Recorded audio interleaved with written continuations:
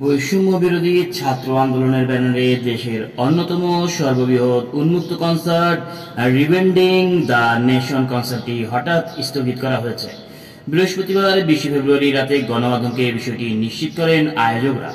শনিবার 22 ফেব্রুয়ারি রাজধানীর পুরনো বাণিজ্য মেলার মাঠ আগারগাঁওয়ে অনুষ্ঠিত হওয়ার কথা ছিল কনসার্টটি, কিন্তু হঠাৎ করে কনসার্ট অনুষ্ঠিত হওয়া মাত্র একদিন আগে তা স্থগিতের সিদ্ধান্ত দেওয়া হয়। এ প্রসঙ্গে আয়োজকরা জানান, দেশের বর্তমান নিরাপত্তার বিষয়টি মাথায় রেখে আপাতত স্থগিত করা হয়েছে জমকালো এই গানের আসর। তবে খুব শীঘ্রই নতুন তারিখ সহ বিস্তারিত তথ্য জানানো হবে। এই কনসার্টের প্রধান আকর্ষণ জনপ্রিয় সঙ্গীতশিল্পী নগর বাউল জেমস।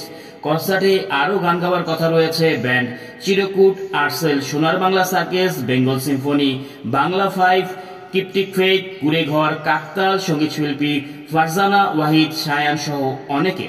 প্রসঙ্গত, জুলাই অভ্যুত্থানে যারা নিজেদের ক্যারিয়ারের চিন্তা না করে আন্দোলনের পক্ষে অবস্থান নিয়েছিলেন, সেসব দেশীয় শিল্পীদের নিয়েই অনুষ্ঠিত হওয়ার কথা ছিল রিবেন্ডিং দ্য নেশন কনসার্ট। খুব শীঘ্রই কনসার্টটির নতুন তারিখ জানাবেন আয়োজক কর্তৃপক্ষ।